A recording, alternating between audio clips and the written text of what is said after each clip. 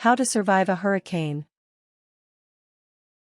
A hurricane is defined as any tropical or subtropical storm with winds above 74 miles per hour, 119 kilometers h.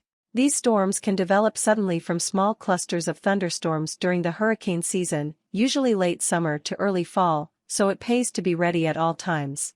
To survive one, you should know how to prepare beforehand, how to weather the storm, and what precautions you'll need to take when it's over. Part 1: Preparing beforehand. 1. Be ready if you live in a hurricane-prone area. Do you live in a state that gets frequent hurricanes, like Florida, Georgia, or the Carolinas? Agencies like the Federal Emergency Management Agency, FEMA, and National Oceanic and Atmospheric Administration, NOAA, advise you to be ready before the start of hurricane season, i.e. June 1st. Your preparation should include a family disaster plan and an emergency disaster supply kit that's easy for the family to locate in a hurry. A family disaster plan outlines what you will do in an emergency. Plan out your emergency evacuation routes, for example, and try to have several in case a favored one is unusable. Agree on where to meet if you get separated. Do drills to teach family members how to turn off water, gas, and electricity. Make sure even the youngest know how to call emergency services. A disaster kit is something to have ready at a moment's notice. It should have the basic things you'll need to survive on your own for at least 72 hours, like food, water, a first aid kit, and lights. Once winds reach tropical force, preparation is impossible and you will have to focus on survival. 2. Consider buying a generator. A generator will ensure that you have electricity after a storm abates, till the power returns. Store it somewhere away from rain and rising water. Know how to use it and pay special attention to proper ventilation. Always make sure a generator is grounded and in a dry area. Never plug a portable generator into a regular outlet or hook it directly to your home's wiring, as it can feed into the power lines. To reduce the risk of carbon monoxide poisoning, always run generators outside and away from doors and windows. Ask for a demonstration from the retailer if you're unsure how to use it. Generators require regular maintenance and tests. Be sure to follow the instructions to avoid discovering it doesn't work when you need it most. 3. Buy self-powered radios and flashlights. You will almost certainly lose electricity during a major hurricane and will not have access to communications or light. Consider having battery or kinetic energy-powered radios and flashlights on hand. A NOAA All Alerts weather receiver with a battery backup is best. This radio will let you to listen to regular updates and forecasts from the NOAA. Have it set to alert mode during the threat and make sure it is powered up. Buy some efficient battery-powered or kinetic lights. The Coleman LED Micro Packer is a good model and will light a small area on 3 AAA batteries for several days. Kinetic energy lights use mechanical energy from sources like cranks and will never run out of power. Glow sticks are a safe alternative, too. Given the risk of gas leaks during a storm, you should be very wary of candles. Keep a large supply of regular batteries, as well, stored in a watertight container. 4. Add a safe room to your house, if you can. A safe room is a structure designed to withstand the federal government's criteria for an extreme weather event, like a tornado or hurricane. They are often inside homes in an inner room. People who take shelter in a certified safe room are very likely to escape injury or death in a weather emergency. Residential safe rooms are hardened. This means that they have been strengthened to withstand high winds, with thickened or reinforced concrete ceiling, floor, and walls and other features. Safe rooms can be added to a house or retrofitted. You will want to ensure that it is accessible, supplied with water and other essentials, and will be moderately comfortable for occupants. People often choose an interior bathroom for this purpose. Can't afford to build a safe room? The federal government offers grants and other funding programs. 5. Secure your property well in advance. The majority of hurricane damage comes from high winds, which can either blow away or rip apart anything that's not well secured. Try to minimize potential damage by acting before the season starts. Since high winds can cause branches and trees to fall, preemptively remove any damaged tree limbs near your property before the season begins. Clear away other debris that is likely to fly during a storm. Retrofit your home's roof, windows, and doors to protect it better. For example, you can have impact-resistant windows, reinforced doors, and hurricane shutters installed ahead of time to guard against storm damage. You can also have a contractor secure your roof to the house frame using metal hurricane clips, braces, or straps. 6. Reinforce your home during a watch or warning. Take further steps if you know that a hurricane is on the way. Even if you've retrofitted your house, there are measures you can take to strengthen it before the storm breaks. If you have storm shutters, close them. Otherwise, board up or tape your windows. Plywood works best, and use alligator tape instead of duct tape. Secure loose rain gutters and downspouts and clear them of debris or clogs. Turn off all propane tanks, as well. Check that your garage doors are secured.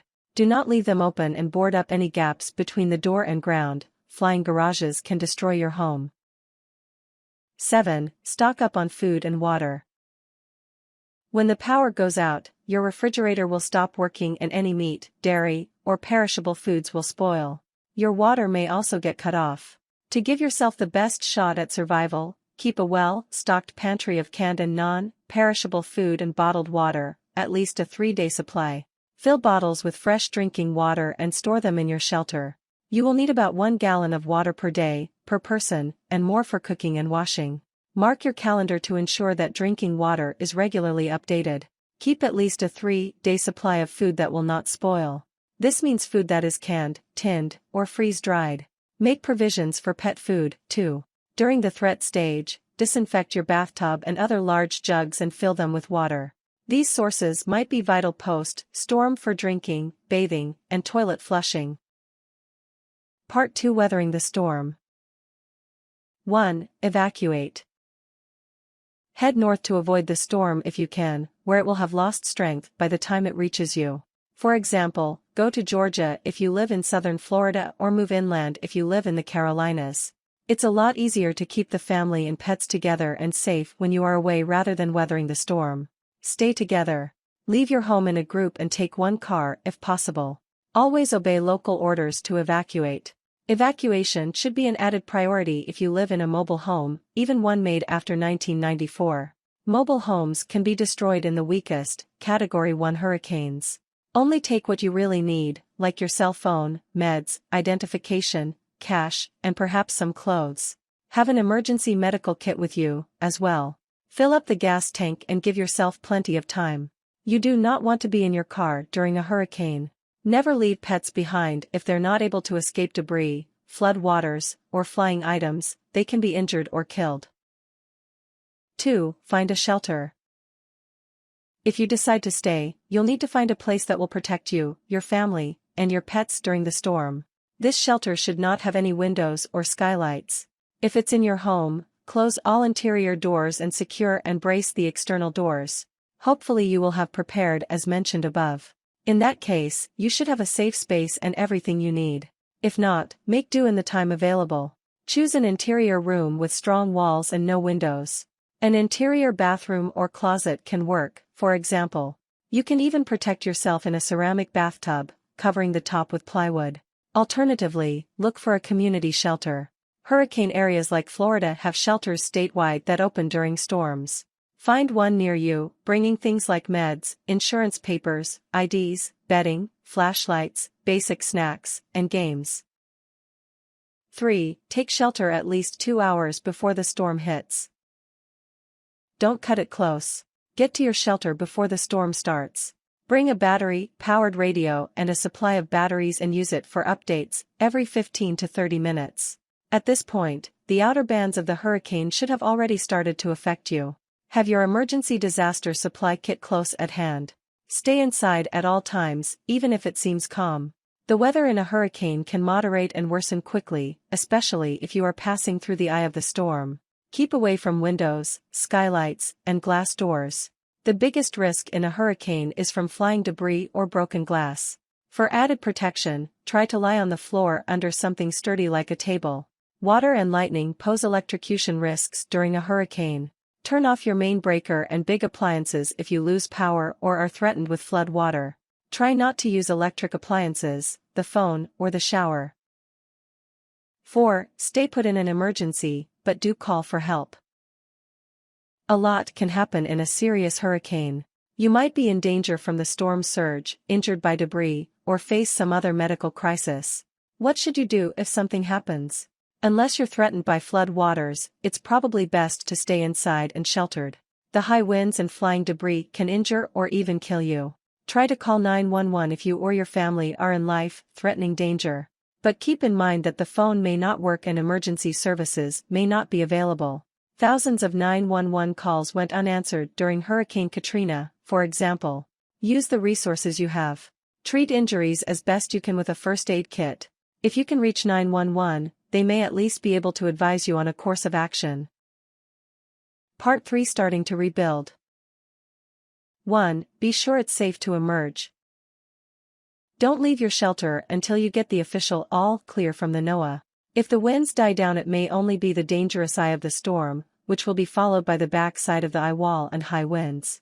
A hurricane can take hours to pass. The area around the eye of the storm is where wind speeds are strongest. It can also spawn tornadoes. Wait at least 30 minutes after the eye of the storm has passed before entering rooms with windows. Even then, you should be very careful. At this point, there is still a good chance of debris breaking glass. Be careful even after the all clear. There will be lots of hazards like downed trees, wires, and power lines. Do not go near any of these lines or wires. Call the power company or emergency services to help you, instead.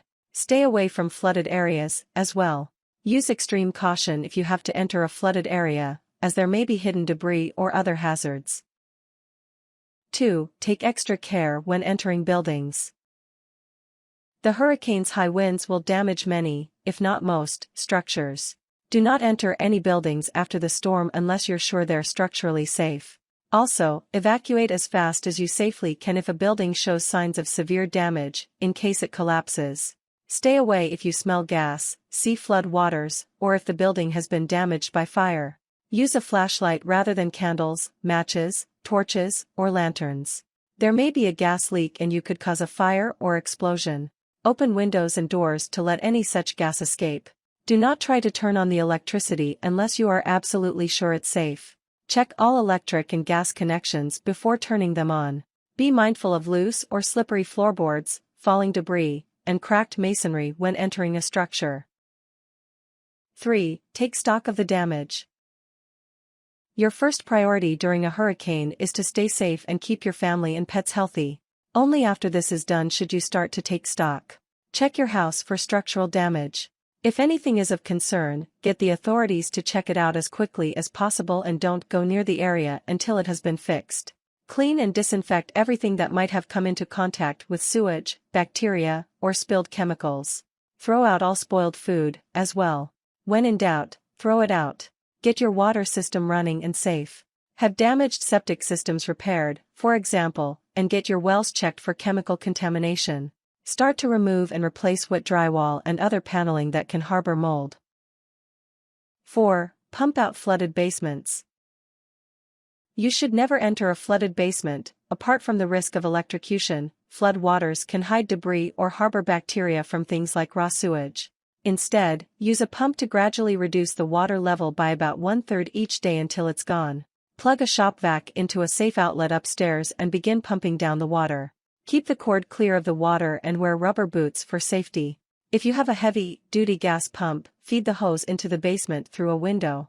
If you can't drain the basement safely, call the fire department and ask them to do it for you. 5. Report losses to your insurance company. You may be able to recoup some of the losses to your home and property if you have an insurance policy that covers flood, wind, and storm damage. Get in touch with your provider as soon as you can to file a report. Start a list of damages for your claims. Take photos and videos, keep receipts for repairs, supplies, and even hotel costs. If you have to vacate the home, make sure your insurance company know where to reach you. Try contacting them by phone. Many providers have toll-free, 24-hour 1-800 numbers. In a total loss, some people even paint their address and insurance provider's name on the house to attract the attention of an insurance adjuster. Try within reason to prevent further damage. Cover a damaged roof with a tarp, for example, and cover openings with plywood, plastic, or other materials. Tips. Hurricane season. Atlantic Basin, Atlantic Ocean, Caribbean Sea and Gulf of Mexico, and Central Pacific Basin, June 1st to November 30th. Eastern Pacific Basin, extends to longitude 140 degrees west, May 15th to November 30th. If someone needs your help, such as the elderly or the sick, help them to get to safety. Only go outside if you absolutely must. There should usually be no reason to leave your house until the storm has passed. Stay alert all hurricane season. The National Hurricane Center provides free hurricane tracks and forecasts all season long. Local media is also a good source of information about a storm's projected path, intensity, and potential impact. Things. Non-perishable foods like canned tuna, crackers, cookies, bread, etc. All perishable food must be consumed prior to the storm or disposed of afterwards, as it will be a health risk without electricity. Bottled water. The water in the area will probably be dirty. Even for months after, boil your water. Plywood and tape to protect your windows. A few battery-powered or kinetic flashlights. Lots of spare batteries. A battery-powered radio. Glow sticks safer than candles. Generator and its instructions. Keep the instructions near or accessible at all times. Entertainment, such as board games, cards, paper, and pens. Pet food and extra water, their cages and comfort blankets, toys, if you have pets. Extra clothes for everyone, including waterproof wading boots.